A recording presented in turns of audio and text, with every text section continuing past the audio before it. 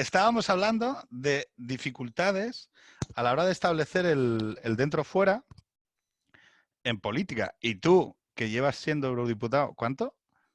2 meses y medio. ¿Y cuántos de encierro? Un mes. O sea, quiero decir, ¿el 50% de tu tiempo como cargo público ha sido durante una pandemia mortal? Ha sido durante una pandemia mortal en pantalón corto y chaqueta de hacer deporte en casa. Oye, estamos con Jorge. Esto en principio debería salir también en vídeo. Informo a Jorge que está ahí en la oscuridad. Os comentaba antes, ¿no? O sea, nos conocemos pues desde el año 2011, 12, una cosa así. No me acuerdo. Vamos, desde la elección aquella de las europeas. O sea, porque tú cuando entraste en el Parlamento Europeo, Yo entré en 2014. en 2014, y antes ¿dónde Mayo habías? de 2014. Vale. Y, pues es que Tú y yo teníamos muchos amigos comunes antes, Ujú. de tus cachopos y demás, y que yo venía a CC Europa. Entonces, Claro, tú estabas en Concopia Europa y entonces de eso también nos conocemos. claro, y a Jorge igual. Jorge lo conozco de CC Europa a hacer Beers and Politics y a todo el mundillo, los sospechosos habituales. CC Europa, Javier García Toni, Vicente Rodrigo. Claro, Vicente Rodrigo, Carlos Campillos. Escuela de Cortesanías, sí señor, así me gusta. O sea, Sí, además hemos estado atrayendo a ciudadanos a lo mejorcito de Europa. Exactamente. Los otros, los peores se van a otros partidos, no vamos a decir a cuáles. No hace falta decirlo, todo el mundo lo sabe. Oye, no, pero sí que me parece llamativo un tema, ¿no? Que yo he hablado mucho porque, o sea, cuando ves a alguien que ejecuta dentro de la política o que ejecuta la política de una determinada manera, a mí como persona que me gusta, o sea, como a alguien le gusta el fútbol o el baloncesto, ¿no? Pues cómo tira a alguien, ¿no? O cómo se mueve a alguien. Yo sí que reconozco reconozco en ti una manera de moverte que a mí me es incapaz. O sea, no es, o sea, considero que por ahora no soy, por ahora, no, o sea, no, tengo 40 años, a partir de los 40 uno no cambia, se especializa, ¿no? ¿Qué esperas? ¿Dejar de ser un bocazas a los 50? Motor Mouth. No, pero es verdad que mi aproximación es muy diferente. Entonces, el hecho es que Adrián es como la corrección, ¿sabes? O sea, consigue establecer ese ámbito de lo que es producente decir y que es la manera correcta de discurrir en el ejercicio de la política, en el ejercicio de un cargo público, ¿no? Y Jorge entiende los costes de que en un partido haya gente que no haga eso y que por lo tanto es contraproducente para los esfuerzos colectivos. Pero es verdad que sí que me gustaría saber, o sea, cómo funciona eso a nivel de cabeza. O sea, a nivel de ejecución sobre los argumentos o a nivel de ejecución.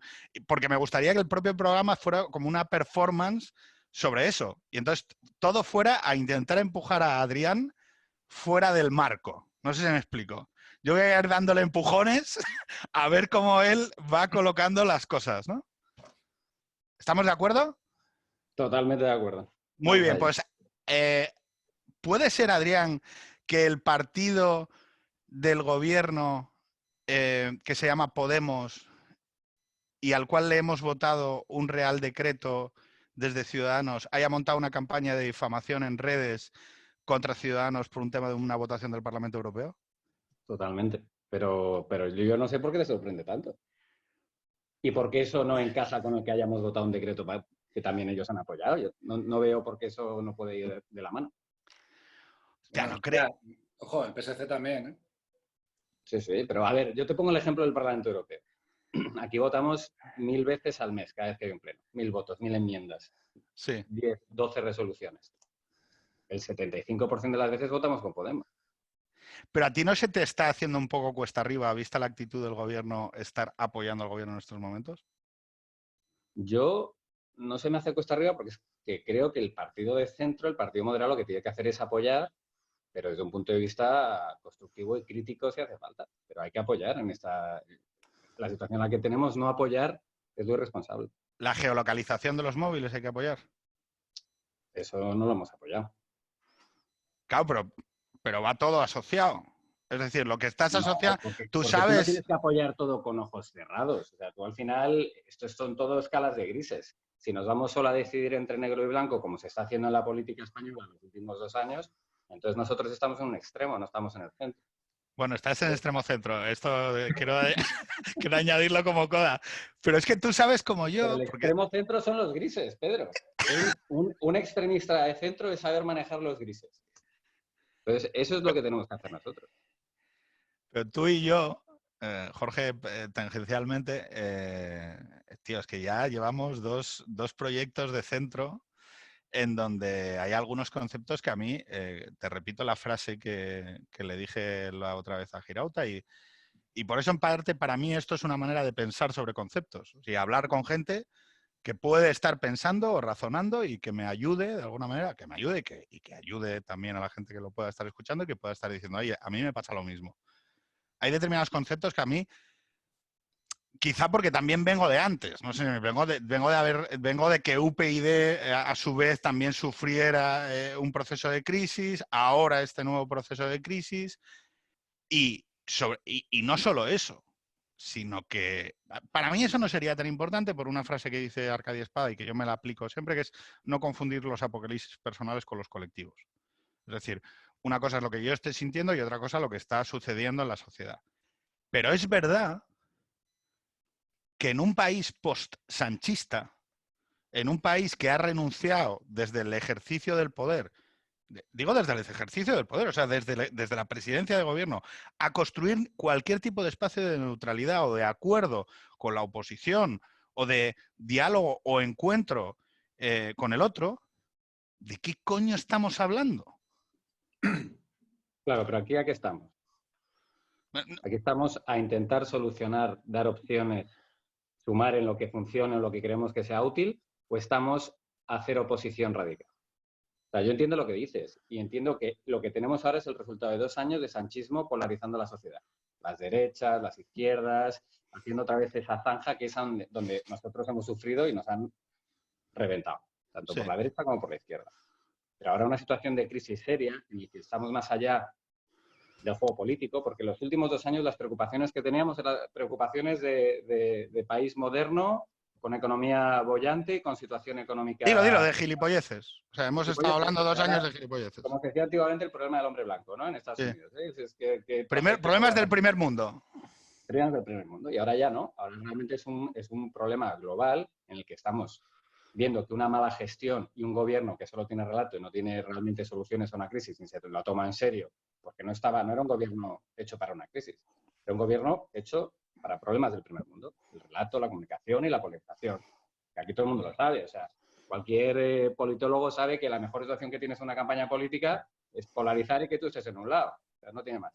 Entonces, ahí a nosotros nos pilló, en medio, nos machaca, pero es que ahora, pero es una situación seria. Entonces, ahora más que pensar en las próximas elecciones, realmente tenemos que pensar en qué carajo hacemos para intentar solventar esto de la mejor manera posible. Y yo creo que la oposición radical, extrema, todo lo que hace el gobierno está mal, porque no todo lo que hace está mal, no creo que sume. Sinceramente, desde un punto de vista utilitarista de la política, sí. No desde un punto de vista comunicativo o electoralista. Ya llegará eso. Ya llegará. Claro, pero cuando tú dices es que no suma. Claro, hay mucha gente, que te dice, no, es que lo que no suma es el gobierno. Esta composición de PSOE más Podemos, en su conjunto, es inoperativa para lo que queremos hacer. Eso es, como el país, y todos o sea, es que antes o después Podemos se va a bajar del gobierno porque no es capaz de comerse una constricción presupuestaria. Esto es, o sea, quiero decir, esto lo ve, pero quiero decir, es que no creo que nadie de Podemos ni nadie del PSOE niegue este escenario. Es decir, antes o después, en un año y medio, en 2, en la primera constricción presupuestaria que haya, y las va a haber, porque va a haber tensiones presupuestarias que, pues, ingreso mínimo vital, 5.500 millones, vale, perfecto, pero es que las pensiones y los salarios de las... O sea, yo tengo asumido que nos van a quitar una nómina... Y Podemos no va a quitar una nómina de los empleados públicos, Adrián. Entonces, claro, pero no lo que quiero decir es que, o sea, que, como todos sabemos eso, Si tuviéramos un presidente medianamente razonable y un PSOE medianamente razonable, diría, oye, yo sé que esto va a pasar. Así que todos aquí y vamos a hablar de esto. Y entonces, y suma y no sé qué y tal. Pero volvemos al inicio. Tú estás basándote en que ellos están pensando en una situación de compromiso, de pactos transversales, con el que poder salir adelante de la crisis. Y no están diseñados para eso. Ellos están diseñados para lo que te he dicho antes. Y lo que tú dices es cierto, pero no estamos ahí. Ahora estamos en que cada vez que pasa un día, 2 días, la situación evoluciona, cambia. Se necesitan nuevas soluciones. Hay sectores que están abocados a la desaparición. Entonces nosotros tenemos que centrarnos en el día a día. Lo que pase dentro de un año, ya veremos. Pero ahora lo de hacer estrategias o posicionamientos políticos a 6 años, a 6, 12 meses o a cuándo viene la próxima fecha electoral, es que no es responsable. No solo es que no sea responsable, es que no es ni eficiente ni es útil. Lo eficiente y lo útil ahora es intentar sumar para dar soluciones y conseguir de la mejor manera posible que esto vaya menos mal de lo que va. Es que no hay otra, es que para mí, o sea, una perspectiva moderada y constructiva solo pasa por ahí. Por supuesto, sin chuparnos el dedo. O sea, cada vez que ves a alguien del gobierno o lo que hicieron, lo que tú has dicho, el viernes, Echenique lanzando un bulo sobre un motor parlamentario europeo, pues vas contra ellos y te defiendes, porque aquí no somos tontos. Vamos a poner la otra mejilla. Pero oye, aquí ahora mismo estamos en una urgencia tan brutal que no estoy pensando en qué va a pasar de aquí a un año. Eso ya caerá por su propio peso, como la fruta madura. Pero ahora no estamos ahí. Es que no estamos ahí. Volviendo al tema este del bulo de Podemos, a mí hay una cosa que me tiene fascinado, que es como entrar el discurso este de los bulos, de la posverdad, como lo queramos llamar, donde yo, el partido que he visto que tiene una relación estructuralmente más problemática con la verdad, pero desde su nacimiento es Podemos. Totalmente. Es decir, pero además por la propia configuración incluso ideológica de Podemos. Que es que ellos llevaban siempre este rollo de los significantes vacíos, del no posicionarse en las cosas, de ir construyendo relatos en cada momento, que luego Sánchez ha llegado y era el T-1000, ¿no? Ha sido el que lo ha llevado al extremo. Entonces, claro, es como vivir en un juego de espejos o en deformantes. El pensar que este gobierno formado por unos tíos tan mentirosos, estructuralmente mentirosos, esté ahora moviendo el tema de los bulos. Yo sobre todo es el hecho de que es gente que entiende la potencia que tiene la construcción, esa construcción paralela de la realidad. O sea, lo que hemos llamado cuando los politólogos se ponían a perorar sobre Trump, Bolsonaro y tal, hablaban de los hechos alternativos, ¿no? De alternative facts, ¿no? O sea, Trump saliendo a decir que en su presentación había más gente que en la de Obama, ¿no? Y defendiéndolo. Y las dos fotos eran... O sea, era evidente que no era así, pero él salía y lo decía, ¿no? Esta peña que está en el gobierno, que tiene la maquinaria político-mediática del gobierno, entiende perfectamente la potencia que tiene eso. Y lo usa, ¿no? Claro, Adrián, el problema es que mucha gente es como, oye, ¿en qué momento la rana se cuece? O sea, yo entiendo lo que tú planteas porque además es el conflicto utilitarista clásico a la Betham, ¿no? Es decir, ¿dónde está el mayor bien común? Y es una postura moralmente correcta.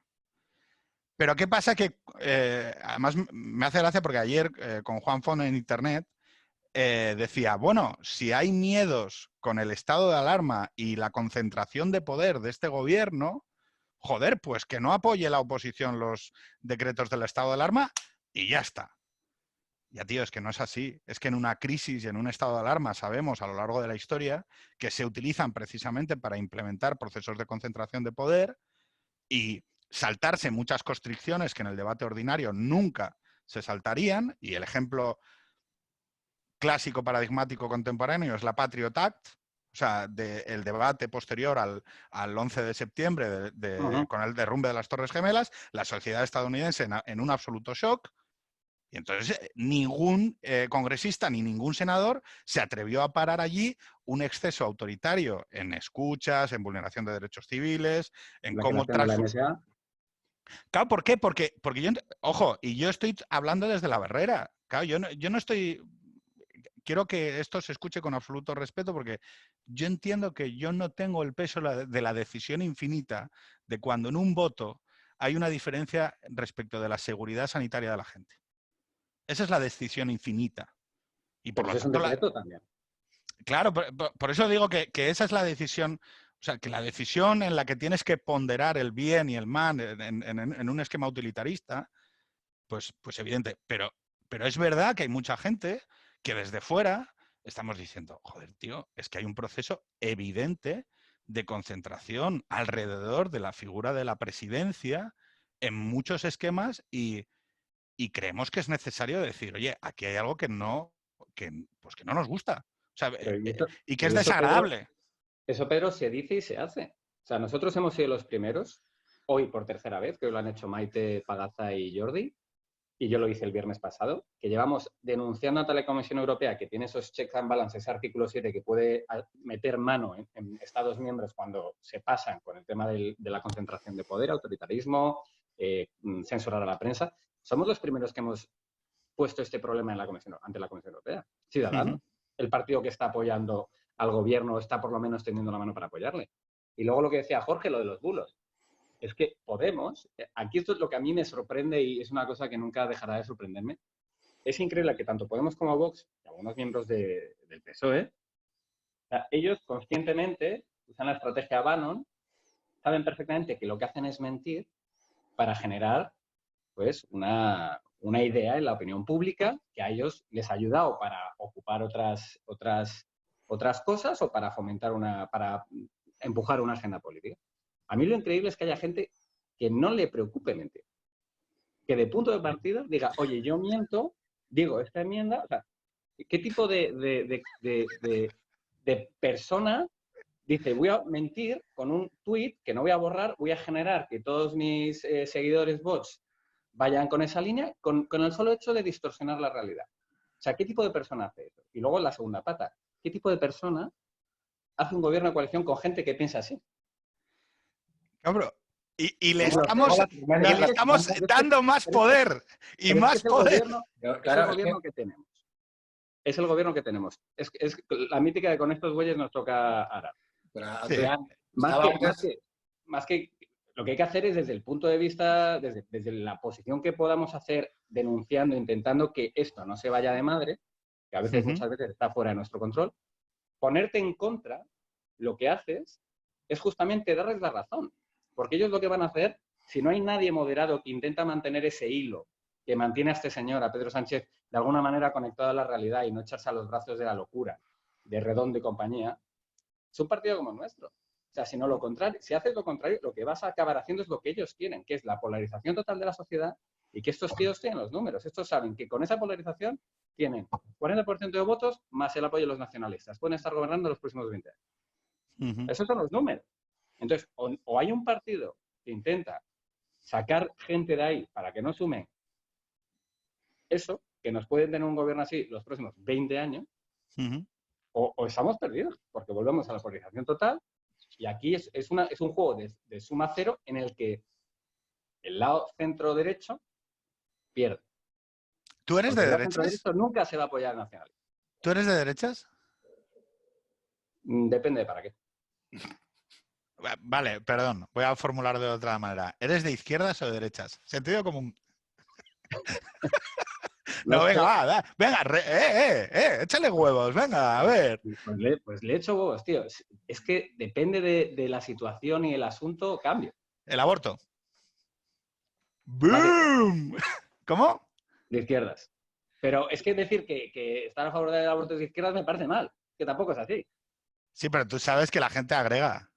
Tú sabes que la gente, o sea, las intuiciones morales, Haidt, o sea, la tribu del centro. Por eso he respondido de izquierdas, pero con el aborto, pues digamos más que lo que ha defendido la izquierda históricamente. O sea, si tú tuvieras que articular un pensamiento en el que me dieras 3 referentes, ¿qué dirías?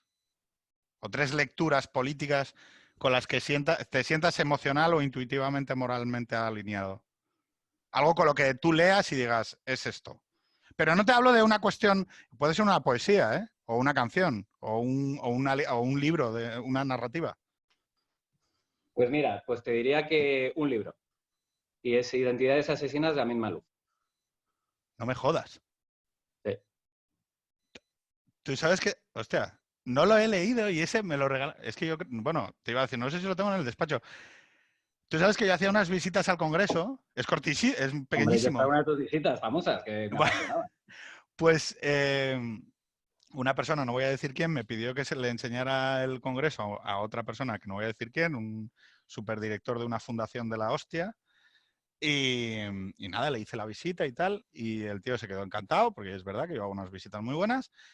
Y luego el tío o sea, él estaba con su mujer y tal, y el tío me envió un libro que es este, Identidades Asesinas, y no lo he leído. Pues hay que leerlo. ¿De qué va? Pues básicamente, como históricamente distintos poderes pues han desarrollado siempre su base de poder en base a cómo construir una identidad. ¿Y tú por qué lo incardinas ahí o por qué te incardinas ahí? Porque justamente ¿En eso es lo oposición, que... en oposición al poder o en qué? No, pues porque justamente yo creo que el desarrollo de las democracias occidentales, sobre todo, han ¿Sí? ido en contra de construir ese tipo de identidades. De una identidad compartida. Eso es. Tú como becario 10.000, ¿sabes? O sea, como elemento constitutivo de la identidad bruseliense, De la burbuja, de la burbuja bruseliense de pijitos que pronuncian bien el inglés que son veganos, hacen deporte todos los días. y comen cale, Y meten una palabra en inglés en cada conversación en castellano. ¿no crees que es problemático tener a esa clase de peña? O sea, quiero decir, porque yo entiendo que tú serías capaz de desprogramar y entender perfectamente que hay que bajar con el pescador de Arousa a entender de qué coño habla el pescador de Arousa. No solo eso, Pero es tú que yo... sabes que vosotros generáis... déjame que se lo explique. Adrián lleva trabajando desde hace, pues, 6 años a un nivel altísimo como parte de la, entre comillas, burocracia, vamos a llamarla así, bruseliense, ¿no? Que tiene unos aditamentos a su alrededor, que son esta clase en la cual se queda fascinada a la Berta Herrero por cómo habla la ministra Laia el inglés. O sea, ¿sabes? Y donde hay una especie de escuela de cortesanía versallesca con una serie de comportamientos, pues las gafas, la americana, el fitness, o sea, toda una serie El de veganismo. bueno, toda una serie de cuestiones relativas a la clase social, Mm, a los salarios que se cobran también. mm. Es decir, es una clase profesional y que tiene un cierto distanciamiento social hacia, entiéndaseme, hacia el pueblo. Sin querer caer en el farajismo ni en otro tipo de narrativas. Pero tú esto lo percibes. Hostia, somos todos iguales, tío. Aquí no hay gordos. No pasa lo mismo con los opositores de tipo A en España. Claro. Bueno, es que es uno de los problemas que hay. ¿Qué pasa? Que aquí hay una diferencia, yo creo. Que lo primero, yo creo que los burócratas que están aquí trabajando no es gente en general que vengan a dedo, son oposiciones complejas, no son tanto como las españolas de la letra con sangre entra, sino son oposiciones mucho más dinámicas, mucho más de inteligencia espacial, emocional, etcétera, y son un porcentaje mínimo de una población de casi 400 millones de personas. Entonces, en general, el nivel que tú te encuentras aquí en el funcionario es nivel de peña, que no vienen todos de Oxford y de gente que ha podido salir de una granja alemana y que ha ido a la universidad de su ciudad y luego el tío pasa a la oposición, pero es una persona brillante. Entonces, el nivel es altísimo. ¿Qué pasa? Que la burbuja te come. Es cierto que como en cualquier ecosistema profesional, si llevas ahí 20 años, te conviertes en un mueble. No porque no seas activo, sino porque eres parte del cuadro donde estás trabajando. Y aquí tienes de todo. Tienes gente que a pesar de llevar 20 años siguen teniendo, y voy a meter aquí la palabra inglesa, un drive, o sea, que tienen algo que les lleva, que les emociona, que siguen empujando, y tienes lo contrario, como en cualquier lado. Pero aquí también tenemos que entender que aquí en Europa se gobierna todo lo macro. No se gobierna el detalle. ¿Cuántos sois en el grupo? ¿Cuántos gabinetes sois en el grupo parlamentario de Ciudadanos? Yo ya no soy gabinete, gracias a Dios. Sí, pero digo... 98 diputados. ¿Sí? Gabinetes de diputados habrá unas 350 personas y gabinete de grupo 200. 350. ¿Cuántos gordos hay? Hay unos cuantos. Sobre todo entre los diputados. Ellos ya pueden engordar, pero ya lo tienen hecho. Pero dime la verdad, ¿Becario 3000 es cierto? ¿Qué es Becario 3000? Oh, no conoce Becario 3000, no pasa nada. Oye, pero una cosa. Estábamos hablando eso de las identidades y tal. Tenemos dos proyectos o dos conceptos en las últimas décadas de estados o de estructuras políticas desnacionalizadas. Es la Unión Europea y otro es España. O sea, España es un experimento de desnacionalización. ¿Cómo ha salido el experimento? Hoy a fecha del 5 de abril de 2020. En este minuto y resultado. Es muy buena comparativa, porque a mí siempre me preguntan sobre la Unión Europea si ha fallado o no, yo siempre digo, es que es un experimento que todavía no sabemos cuál es el resultado final. Joder, y pues. España es lo mismo. Entonces todavía estamos en la zona de laboratorio de prueba y error, que funciona y que no funciona. Lo que sí es cierto es que yo creo que en la Unión Europea sí hay cosas que se arreglan, porque hay cambios, y cada 10 años hay una nueva constitución, y ahora se está otra vez diciendo que hay que, después de esta crisis, volver a abrir el melón y reestructurar hacia dónde vamos y que no ha funcionado, y en España llevamos en hacerlo 40 años. ¿Hay que votar la Constitución Europea por países? Sí. De hecho, en 2009... Un huevo de oca. ¿Cómo que no?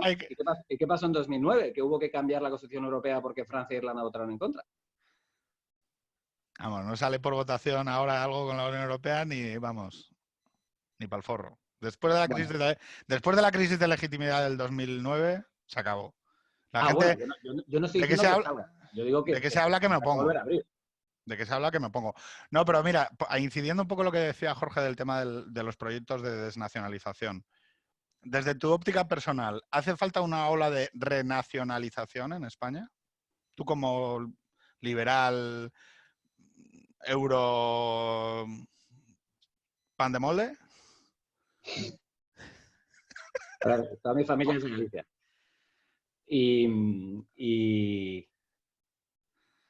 Y yo, a mí me gustaría que sí la hubiese, pero la veo inviable de llevar a cabo. Pero me gustaría que la hubiese, porque la tendencia está claro hacia dónde nos lleva. O sea, no hay una tendencia que haya tenido un pico o un rebrote hacia atrás. Toda la tendencia nos lleva hacia la desmembración del Estado, tal y como lo conocemos. Sí, y el problema es que dentro de la Unión Europea, el girarte ahora, cuando has llegado hasta donde hemos llegado, sobre todo en España, lo que vas a generar es que desde Bruselas, desde otros Estados miembros, desde el Consejo, te llame la atención por recentralizar, sobre todo utilizando la bandera de las lenguas minoritarias, los derechos fundamentales. O sea, en ese sentido, la Unión Europea alarga, por nosotros no haber hecho nuestros deberes internos y haber afrontado el problema que tenemos, nos aboca a tener un problema interno brutal de aquí a 2-3 décadas. Y es imposible darle la vuelta justamente por la Unión Europea. Y no digo que la Unión Europea sea culpable en esto, pero es que nosotros... Si hay una mayoría parlamentaria democráticamente aprobada y legalmente, o sea, perfectamente consolidada, que decida esto, ¿nos tiene que tirar algo de los cojones lo que diga la Comisión Europea? Bueno, realmente estás hablando de una situación que nunca se va a dar porque es totalmente imposible. Claro, pero hablo de dos cosas. Uno, a mí en mi óptimo creo que, y esto abro debate, la única manera de renacionalizar España es a través de un discurso girondino que reconozca al mismo tiempo que la gente tiene identidades... Sí, pero en cuanto hagas eso, suponiendo que hay una mayoría parlamentaria que nunca la va a haber, en 4 años esa mayoría da un vuelco del 50%. Y volvemos al punto de partida.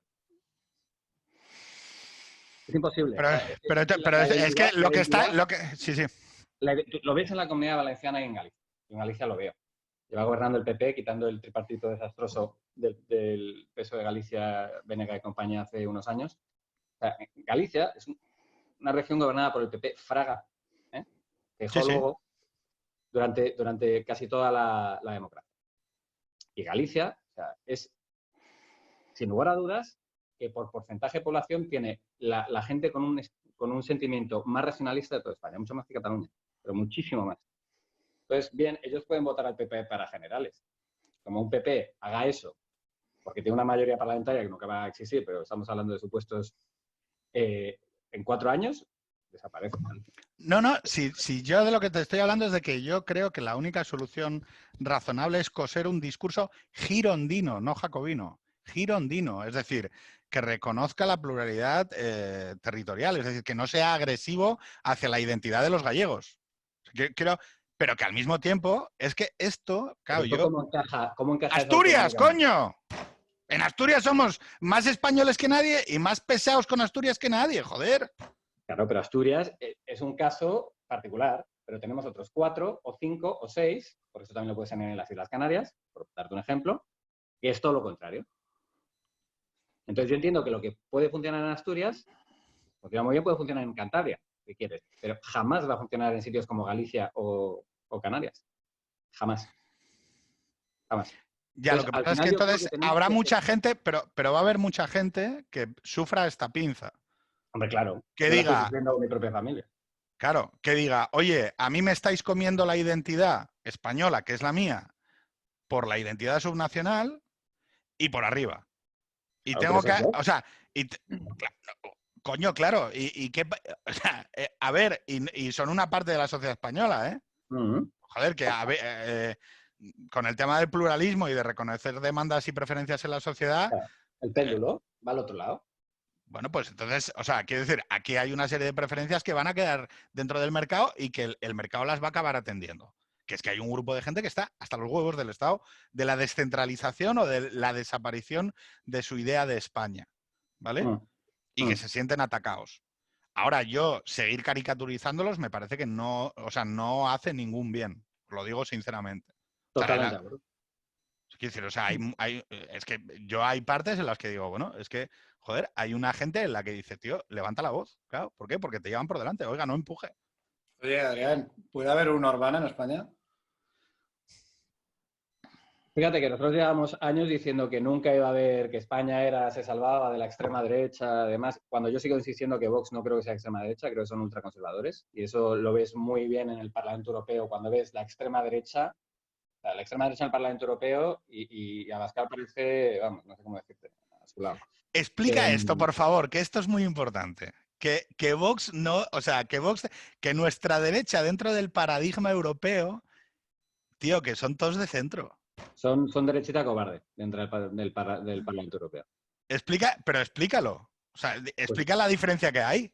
porque es que, claro, cada país, ¿qué os voy a explicar? Cada país tiene sus extremos. Y los extremos, pues, son consecuentes a la situación social, económica, histórica de cada país. Entonces, para nosotros, Vox realmente está en el extremo de la derecha, pero no está en la extrema derecha si lo comparas con los socios que puede tener en Francia, en Italia, en Alemania, en Finlandia. Es más, en el Parlamento Europeo hay un grupo de extrema derecha, donde están Le Pen, de Wilders, es decir, los que hablan abiertamente de que no hay que cerrar específicamente las fronteras, sobre todo a los musulmanes, que nos van a conquistar, que van a eliminar o a reventar la sociedad cristiana, gente que abiertamente es racista, gente que abiertamente está en contra del matrimonio homosexual, de que puedan adoptar niños, etcétera. Y eso es el IDE, que es el grupo más extremo de la Cámara. Y luego está ECR, que son los conservadores más rancios, que en general son ultracatólicos, que es donde tienes el PiS polaco, por ejemplo, y donde probablemente llegue a estar Orbán. Aunque Orbán es una persona sin ideología. Jorge, por eso te respondo. Orbán es una persona que podría estar, y de hecho tú ves su recorrido, él empezó estando en ALDE. Orbán era la parte lollipop, la parte centro-izquierda de ALDE en la segunda mitad de los 80. Para que tú te hagas una idea de dónde ha acabado. Es simplemente un oportunista que es un poco como Pedro Sánchez. O sea, para mí nuestro Orbán en ese sentido es Pedro Sánchez, salvando las distancias. Esto parece un titular. Pero Pedro Sánchez, ¿alguien se cree que realmente tenga ideología política establecida? Mira, O sea, yo llevo... le ha tocado al PSOE, pero Pedro Sánchez le podría haber tocado cualquier otra cosa. He visto cómo Adrián tiene el chip de... Esto es un titular. De gabinetero de... Esto no... Conos. Pon conos aquí. Stop. Si quieres, luego lo cortamos, te lo digo ya. O sea, no, pero para que te quedes más tranquilo. De los 90, que él cuando empezaba su carrera política y siempre lo que hacía era ocupar el espacio que le dejaban, independientemente de si estuviera a la izquierda o a la derecha. Y esto es... ¿Hitler qué piensas? No. No, pero mira, volviendo un poco a lo que decíamos antes del tema de los ultraconservadores y los católicos y todo esto. Claro, a mí me cuesta mucho, o sea, tú lo has explicado muy bien, ¿no? O sea, la diferencia entre la extrema derecha y alguien que tenga una vocación ultraconservadora, cuando decimos ultraconservadora queremos decir conservadora, o sea, es decir, que ordena a su manera y sus valores y sus intuiciones morales alrededor de un sistema de valores que, como en España ha desaparecido del espacio público desde hace una década, quiero decir, porque no estamos acostumbrados. Yo el otro día estaba grabando con 3 miembros de la derechita punk de internet.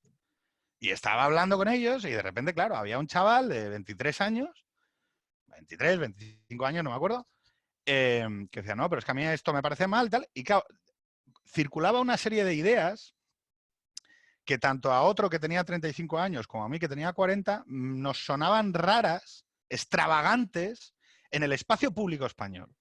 Porque pero claro, pero oye, son ideas legítimas. Bueno, no es que sean ideas legítimas, es que en realidad en el diálogo político en el mundo normalmente se ha ordenado alrededor clásicamente de esos dos espectros. Ha habido una ideología o ha habido la expresión política de una manera de ver el mundo y de unas intuiciones que son las conservadoras. No sé cómo, y en esto los liberales han colaborado de manera activa, han proscrito de alguna manera esa manera de ver el mundo, como algo que no solo con lo que puedas confrontar, sino como algo que no debe existir en la sociedad. Estoy en desacuerdo. Hostia, no me jodas. Porque depende del país, insisto. Te voy a poner un ejemplo. En España nos pasa un poco eso. Y es cierto que es un fenómeno que ha salido y que yo soy de la opinión que nosotros tenemos que confrontar la retórica de Vox también.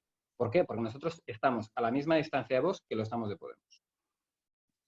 O por lo menos eso es como yo me veo, sí, sí, dependiendo del tema. ¿Qué pasa? Que tal vez conozco más gente cercana a Vox pues por mi ambiente social que cercana a Podemos. Pero eso no hace que critique igual muchas de las cosas que ellos dicen que lo que dicen Podemos. Pero luego también depende del país. Tú ves, por ejemplo, Holanda. Holanda tiene un gobierno liberal desde hace 8 años.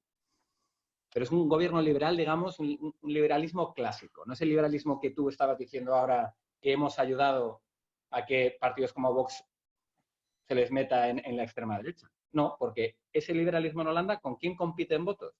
Con su Vox, con De Wilde.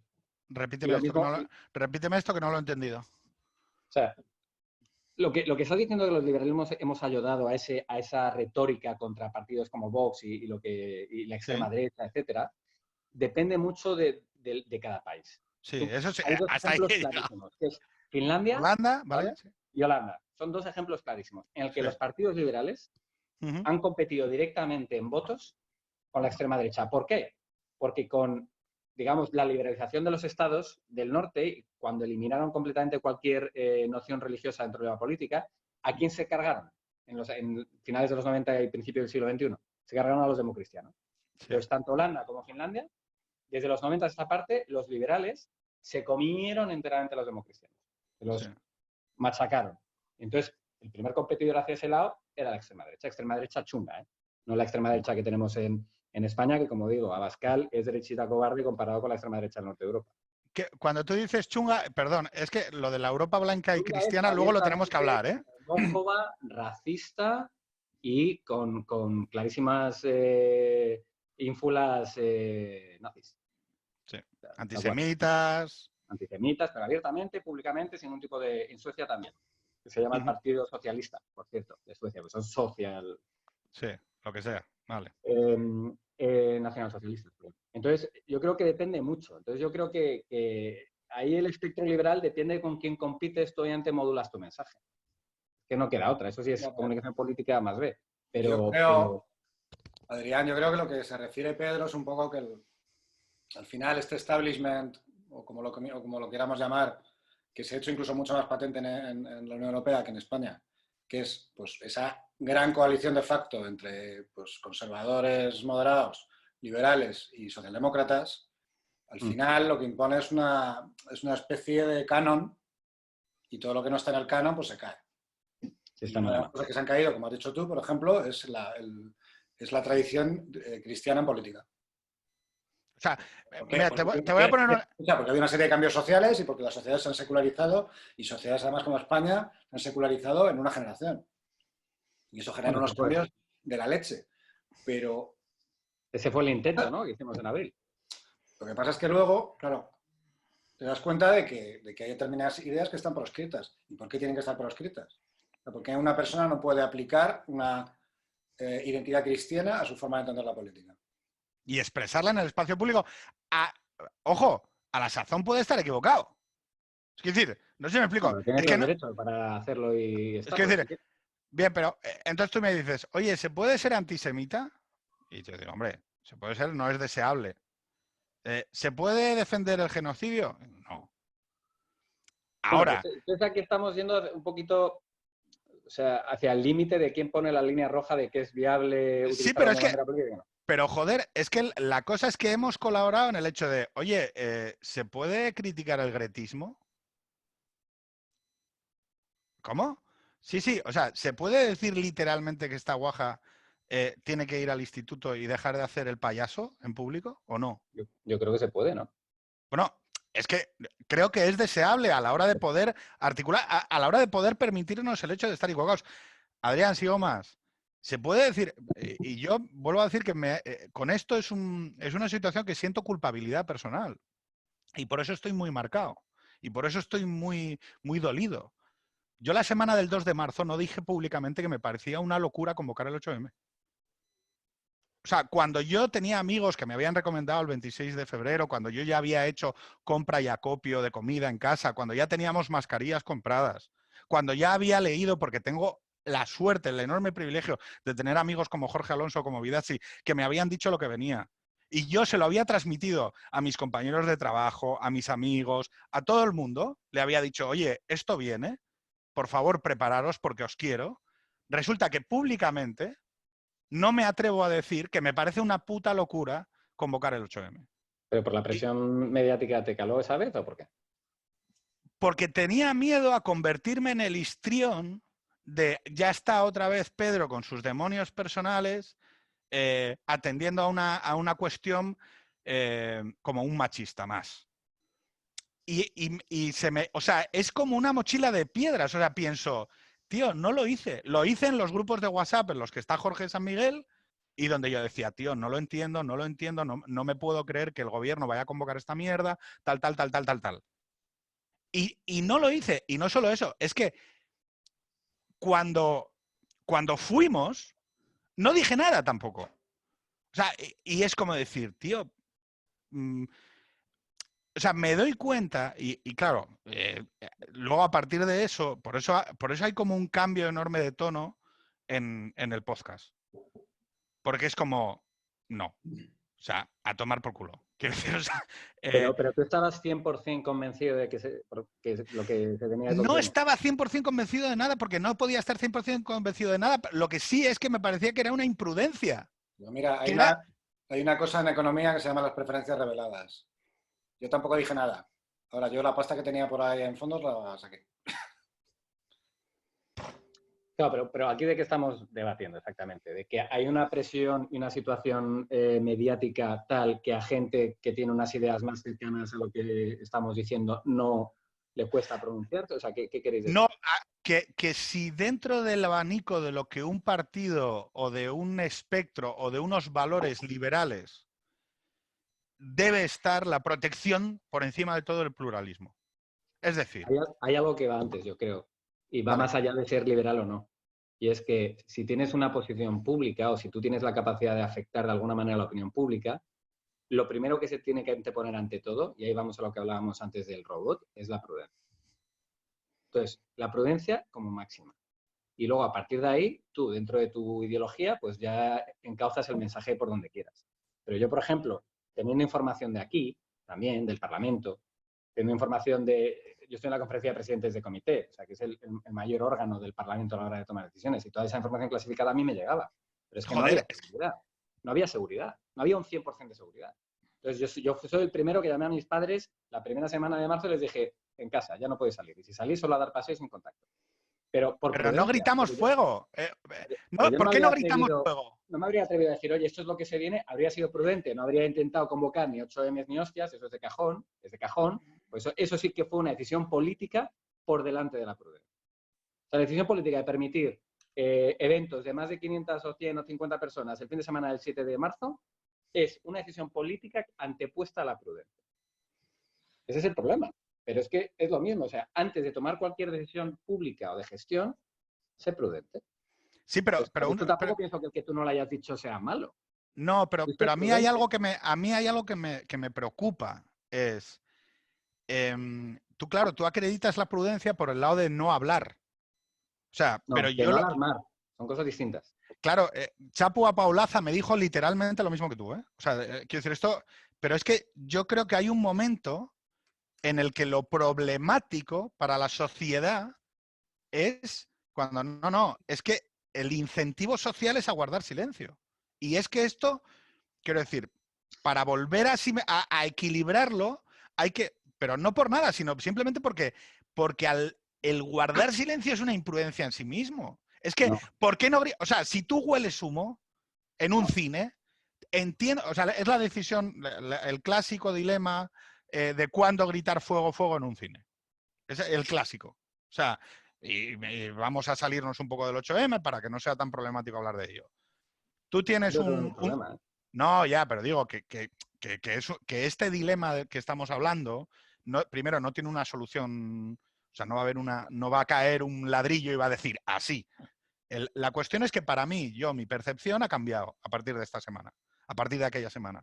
Porque yo dije, no me puedo creer que yo, que no tengo ningún tipo de responsabilidad pública, que no tengo ningún tipo de limitación, me vi constreñido a no decirlo, y resulta que periodistas, opinólogos, tertulianos, periodistas científicos, politólogos, todo el mundo cometió el mismo. Claro, el único que se permitió el lujo de hablar, ¿quién es? El de los ovnis. Porque le tira de los cojones todo. Y le da igual. ¿Sabes qué pasa? Que yo creo que aquí volvemos al punto de partida con el tema de los bulos. Que estamos en una competición asimétrica en el relato político en la esfera pública. ¿Por qué? Porque, y yo sigo defendiendo esto, yo creo que desde un punto de vista responsable se tiene que ser siempre prudente y no incendiar. Y hay gente o partidos, como yo creo que es Ciudadanos, que intenta respetar esa máxima. Y tienes otros que hacen una guerra asimétrica porque hacen todo lo contrario. Y entonces la prudencia se la resbala. Entonces cogen y dicen, oye, el 8M es nuestra bandera ideológica y ya se puede morir medio Madrid que lo vamos a hacer. ¿Por qué? Porque antepone su agenda política y su ideología a lo primero que tiene que tener cualquier gobernante, que es el principio de prudencia, antes de tomar cualquier medida y antes de alarmar a la sociedad. Claro, y ahí es el problema. Y entonces yo entiendo lo que dices, porque tú también en las guerras antiguas, cuando empieza a haber la guerra de guerrillas, que es la guerra asimétrica, pues obviamente los ejércitos tradicionales tienen que empezar a acoplar su manera de reaccionar y de pelear, porque a base de guerrillas se los están machacando. Y entonces nosotros ahora entiendo que estamos intentando acoplarnos de cómo podemos competir contra esto. El bulo del viernes de la enmienda sobre eurobonos de Echenique es un ejemplo claro. Yo lo primero que hice es darle la vuelta. Yo dije, han votado en contra de la mutualización de deuda futura, Vox y Podemos. Porque tienes que salir al ataque, pero intentando ser prudente. Pero a mí jamás se me ocurriría de inicio salir con ese titular. ¿Por qué? Porque es que directamente lo que hemos dicho antes. O sea, es que mi último objetivo es generar ese tipo de distorsión pública. Pero nos estamos enfrentando a gente que lo hace. Y no solo eso, nos estamos enfrentando a gente que lo hace y que está en el gobierno. Entonces, alguien tiene que, de alguna manera, desarrollar un canal, aunque sea privado, para mantener la parte aceptable del PSOE a salvo y enganchada a la realidad. Porque yo creo que eso también es parte de la responsabilidad del Partido de Centro. O por lo menos es como yo lo veo. ¿Tú crees que hay una parte... Yo es que, fíjate, lo hablaba hace un par de días con Jorge. Yo no soy determinista, pero sí que yo creo que hay un PSOE beyond repair. O sea, hay un PSOE que está... Pero no por él, no por la organización política, sino por lo que le ha pasado achatándose por los polos. Por una parte, lo que es el sanchismo, cómo el sanchismo llega y desplaza a toda una generación, los jóvenes turcos llegan, cortesanos, Versalles, tal, crean una nueva élite dentro del PSOE que no se atiene a ningún tipo de constricción anterior y que además, por abajo... Y que además su forma de demostrar la lealtad al líder es precisamente saltarse todas las normas a la torera, de lo que antes no se hubiera podido hacer en el PSOE. O sea, la demostración fehaciente es hacer lo que antes no se hacía. No sé si me explico. Ese es el nuevo PSOE, ¿no? Hacer lo que antes no se hacía. Y entonces, luego por abajo, por el otro polo, el electorado del PSOE se ha amalgamado alrededor de una serie de valores. Y para mí, el ejemplo clásico el ejemplo más reciente es el tema de los recortes, ¿no? Los recortes de Rajoy son un paso 2 de un paso 1, que fue cuando Zapatero, para evitar el rescate de España, realiza recortes. Y ese es un gesto patriótico. Es un gesto que un partido razonable debería poner y decir, mira, en esta decisión un hombre traicionó aquello en lo que creía para evitar el rescate de su país.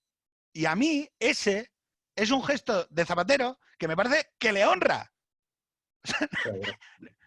No sé cómo explicarlo. O sea, esa es la decisión infinita. Aquella decisión en la que dices, yo ya no importo, renuncio porque ya sé que después de esto no voy a poder presentarme a las elecciones, renuncio al poder para evitar el rescate de España. Hostia, eso tiene valor. Y sin embargo, la mierda que están emitiendo por abajo es que los recortes son asesinos, que los recortes son inmorales y que los recortes siempre son una cosa voluntaria, que hace la gente porque le apetece. Y esto lo estamos viendo en todos los terminales del PSOE. Y eso cala hacia abajo, cala hacia su electorado. Bien, yo el problema que tengo, o sea, el problema es que esa tijera va a acabar produciendo un choque interno dentro del PSOE que tú dices, no, es que habrá una parte salvable. Y yo digo, pero sí que, o sea, pero si es que el problema que es que la moralización a la que está arrastrando a su electorado el PSOE orgánico, esa manera de suministrarle una papilla tribalista, luego no la desactivas. O sea, si Esquerra y Convergencia, es como la milonga de Cataluña, decir, no, bueno, cuando quiera Convergencia recula y vuelve al autonomismo. Una polla. Una polla. Lo del choque interno del PSOE, Pedro, es algo que hemos venido escuchando tiempo. Y se ha visto en algunas figuras. De hecho, te podríais hacer un extremo centro con Soraya Rodríguez y os cuenta cómo, ¿sabes? Y yo lo he visto en la delegación del PSOE, de los diputados que había antes a los que hay ahora. O sea, el nivel de sectarismo ahora es brutal, porque son los jóvenes turcos que vienen con turbante y cimitarra, directamente. Ya puedes decir cualquier... O sea, es un cambio brutal. Pero claro, ese choque interno que tú dices que va a llegar, sobre todo después de esta crisis, yo también veo que algo va a pasar ahí. Pero, ¿a dónde van a ir? Tú haces un choque interno y si pierden, ¿a dónde van a ir? No Es lo el sé. problema. Ese es el problema. Porque si tú polarizas el tablero político y tú no ocupas ningún espacio en el que des salida a gente como la que estamos diciendo, ¿qué sucede? Que se quedan a su lado y que siguen teniendo esa mayoría. ¿Por qué? Porque irán así, pero es que no tienen una opción B.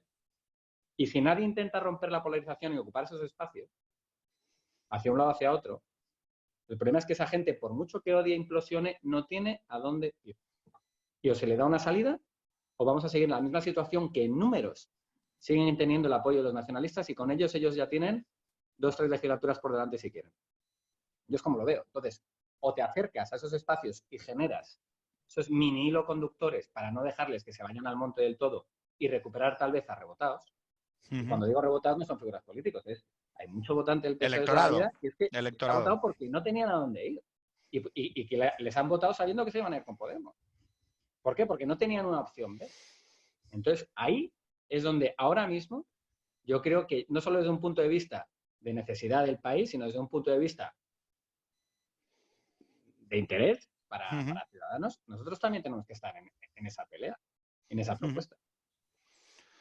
Es interesante porque esto, claro, choca directamente con la hipótesis de la sustitución del centro derecha.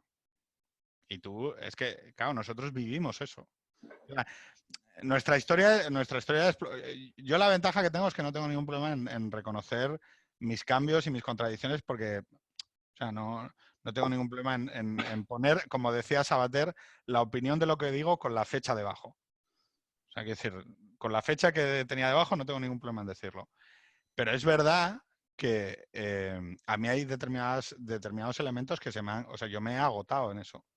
Yo a mí esa hipótesis, que es una hipótesis para mí central de mi entrada en política en el año 2009, o sea, eso que estás diciendo tú, ¿vale? Es seguramente el elemento central de mi acción política en el año 2009 hasta hace 2 años. Y, o sea, ese cordón, y vuelvo a repetir lo de los apocalipsis personales no convertirlos en los colectivos. Internet no sucedió hasta que no sucedió. La tecnología y los cambios sociológicos operan y por lo tanto las cosas a veces no pasan hasta que pasan. Pero es verdad que, partiendo de la base de que estamos hablando de 2 mundos totalmente diferentes, en aquel momento meter un escaño en 2009 a través de la figura de Rosa Díez era una absoluta excepción. En 2008, en 2009 con Sosa Wagner. O sea, eran cosas muy estrambóticas y muy especiales y que ahora vemos con absoluta normalidad. Que existan fuerzas en el medio, ¿no? Que el bipartidismo, aquel bipartidismo que eran 3 partidos, quiero recordar, que concentraban el 80% del voto. Ahora, otra vez intentarlo una nueva generación, intentar la tercera España una nueva generación. Pero Pedro, es que, insisto, a lo que has dicho no puedo estar más de acuerdo. Es una opinión que tengo hoy. Y dentro de un año será otra, porque el centro fluctúa, al igual que el voto. ¿O qué creemos que ha pasado los últimos 30 años de bipartidismo en España, que una vez ganaba el PP y otra vez el PSOE? Porque había un centro fluctuante y no pasa nada. Ahora lo tiene que representar un partido. Entonces, tú te vas a abril del año pasado, de 2019, cuando nosotros intentamos ocupar el espacio del PP. Tú lo ves en términos europeos y no pasa nada. En febrero de 2016 estábamos haciendo un pacto de 100 puntos con Sánchez. Y no pasa nada. Y lo ves históricamente en los partidos liberales europeos, que es donde yo he vivido la política y donde la he mamado. O sea, tú coges el ejemplo claro de los 6 partidos liberales europeos que tenían un primer ministro el año pasado. ¿Por qué tenían primeros ministros? Porque habían tomado una decisión en un tiempo definido de ocupar uno de los espacios. De los 6, 4 habían ocupado el espacio centro-derecha y se habían comido a los democristianos. 2 habían ocupado el espacio centro-izquierda y se habían comido a los socialistas. Macron es el ejemplo del que se come al socialista. Rutte es el ejemplo del que se come al democristiano. Es decir, que si eres un partido del centro con un liderazgo que quiere gobernar siendo la primera opción, tú tienes que tomar la decisión de ocupar un espacio. Eso es obvio, son números. Sí. En abril se tomó esa decisión porque existía la posibilidad. Joder, y nos quedamos a nada. A nada. ¿Qué pasa? Y ese espacio te marca si en 6 meses tienes otras elecciones. Lo mismo le habría pasado a Rutte con su primera elección, lo mismo le habría pasado a Macron si hubiese tenido otra elección. Lo mismo, porque eso rebota, ese crecimiento rebota. Pero ahora tú estás en un mundo polarizado, en el que tú ya no puedes ocupar un espacio de los lados. Porque el PP se tiene que ir hacia Vox y PSOE está con Podemos y no sabe qué está haciendo. Entonces, tienes que dar opción a los 2 lados de nuevo. Te puedes recolocar. O sea, la clave del centro, por mucho que digan veleta, yo creo que al votante a pie... O sea, hay que exaltar y glorificar la figura de los veletas, joder. Sobre todo en el centro. ¿Pero qué es esto? ¿El centro qué es? Es moderación, eficiencia y pragmatismo. Y el pragmatismo te lleva a moverte de un lado a otro. Claro, pero precisamente por eso no teníamos que haber provocado, y esto no es una enmienda a Rivera, que sabe mucho más de política que cualquiera de los que estamos aquí, que tiene una trayectoria que la avala, pero por eso, porque es pragmatismo, una vez que ya veíamos que no habíamos saltado y pasado, no teníamos que haber provocado la elección. No teníamos que haber provocado la elección. Tenemos que haber dejado corrido...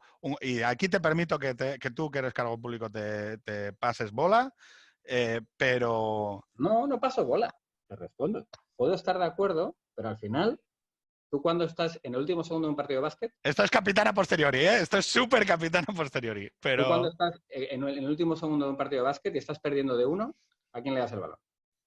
Que sí, a la River. Y que tire el triple. Y ya está. Claro.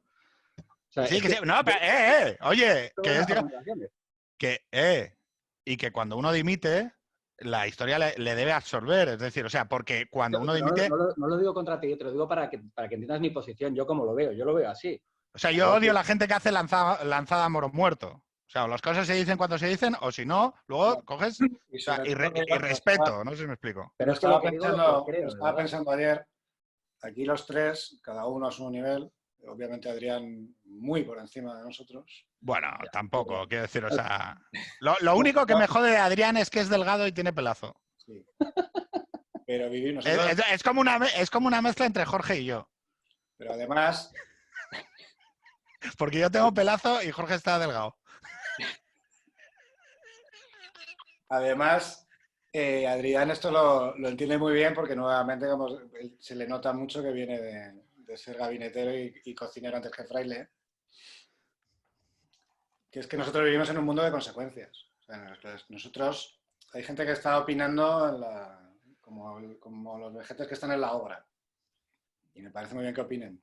Pero cuando llevas un tiempo viviendo en un mundo de consecuencias, en el que si te metes una chufa te vas a la calle, en el que si el partido sufre una crisis, pues te puedes acabar peleando con gente que son amigos tuyos, en el que gente de tu entorno o familiares tuyos pues le hacen campañas en la tele en contra, y esas cosas, ¿no?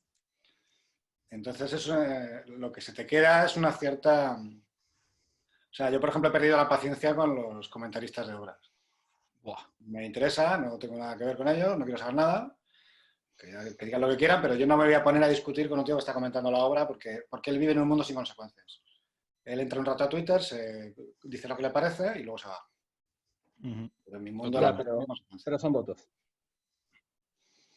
Hay que entrar. Yo sé que tú no tienes por qué, ni Pedro, pero yo, por ejemplo, entro, porque son votos. Y esto parece muy, muy utilitarista, pero es que nuestro negocio son votos.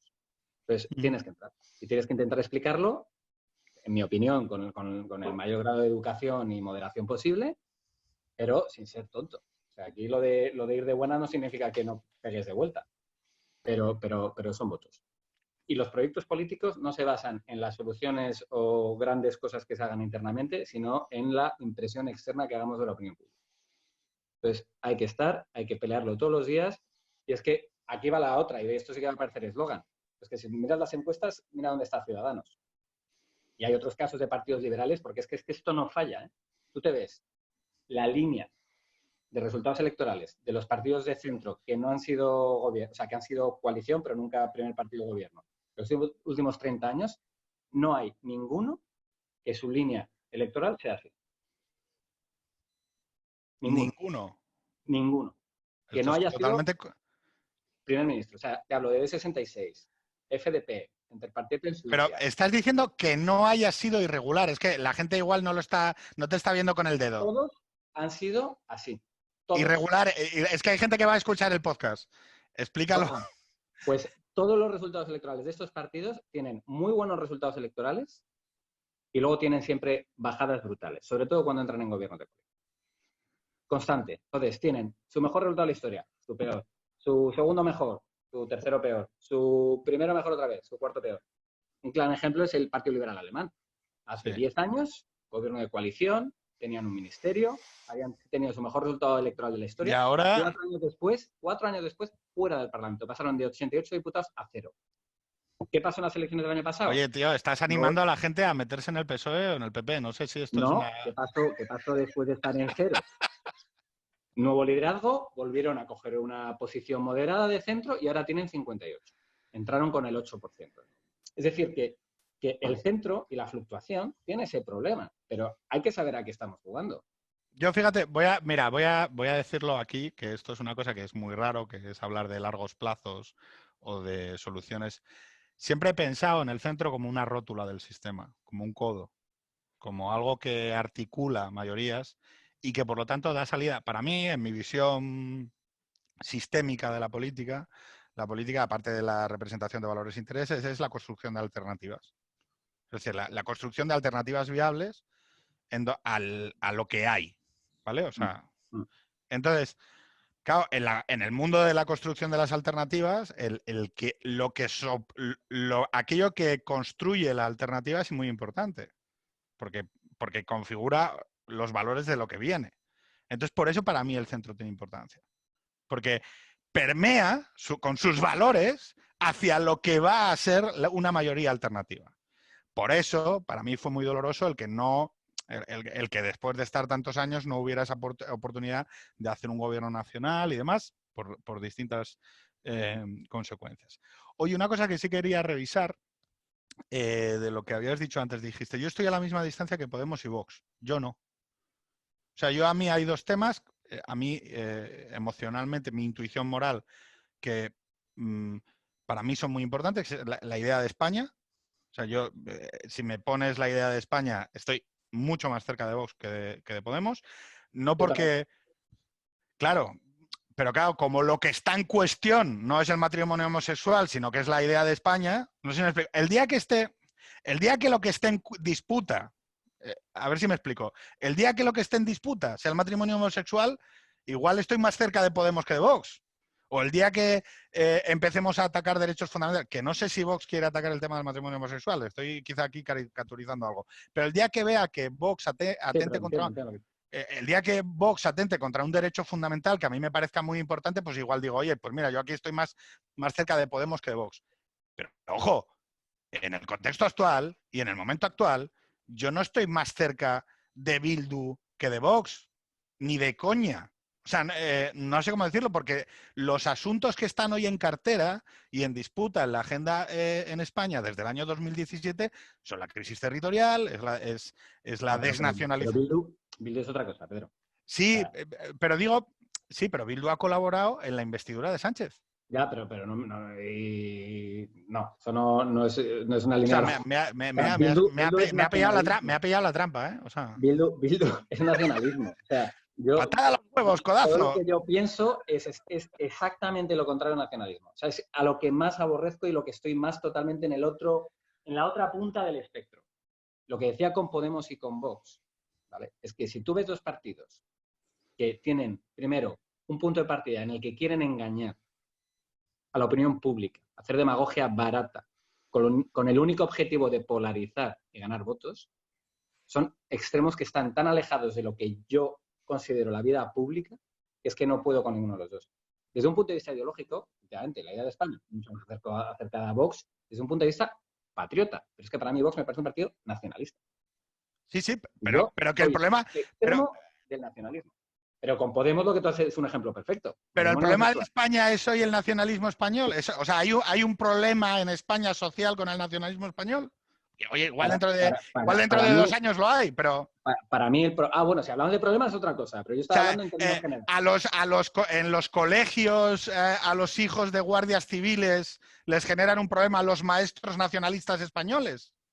Para mí, el problema máximo que hay ahora en España es la pandemia y que la estamos gestionando viniendo de un espacio de polarización que ha creado Sánchez. Ese para mí es el máximo problema.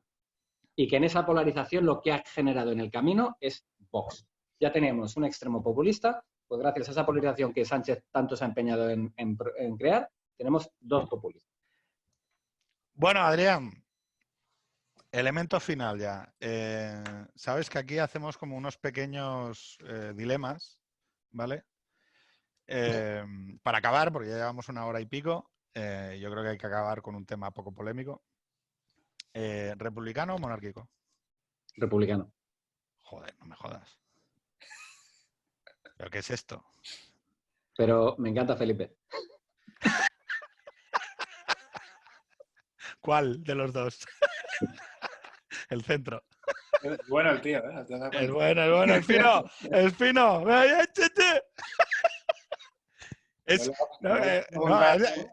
Soy republicano, pero no soy monárquico, soy juancarlista. O sea, me le has preguntado, Adrián, de lo que sabe de verdad que es de cine. Ya, tío, he visto que en el WhatsApp tienes unas nenas bailongas, tío, en la foto de perfil. Me parece en el entorno actual del Me Too, me parece una sexualización irreverente. No voy a entrar, Pedro. Pero, tío, es que, o sea, es que además... es Leo DiCaprio en su papel en la última película de Quentin Tarantino, que es una de las que más me ha gustado el último año. Pero es Leo DiCaprio rodeado de mozas bailonas. Cuando hacía uno de esos anuncios 60s, entonces me hizo mucha gracia cómo lleva a la normalidad toda la incorrección política. Esa película me apasiona. Es una peli, bueno, es que no voy a hacer el spoiler, a mí me encantó, ¿eh? Pero es una peli de un reaccionarismo al final, o sea, Pero me encanta, me encanta porque a Adrián... Adrián le gusta, Adrián, que es el producto sublimado de la corrección política. O sea, es un paquete. O sea, es el hombre de la camisa azul, americana, pantalones. ¿Cuándo has dicho me cago en todo? Adrián, ¿con qué tema has dicho, mira, me cago en todo? Con el bulo del viernes de Echenique. ¿Sabes con qué te vi yo a ti enfadado un día? Defendiendo los tomates murcianos contra los holandeses.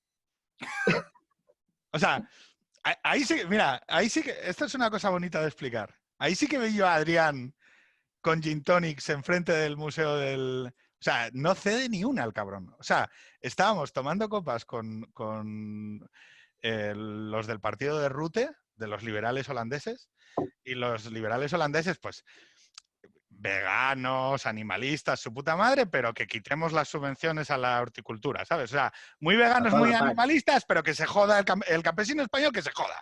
¿Sabes? O sea, este rollo de la empatía así modernita, ¿no? De bruseliense. Y, tío, Adrián, o sea, empezó, taca, taca, taca, taca. O sea, y el tío estaba ahí, chaca, chaca. O sea, me gustó, te vi, o sea, vi que, no sé cómo, vi verdad. O sea, no sé si, o sea, dije, le importa. Le importa el tomate murciano. Esa es la pelea típica a nivel europeo, porque ese tipo de conversación entre copas, que sale escenas y demás, eso es al final cómo ganas los debates. O sea, conseguir poquito a poquito lluvia fina y no pasar una. Y los holandeses no pasan una nunca. O sea, nunca, ¿eh? O sea, no pierden oportunidad. ¿Porros sí o porros no?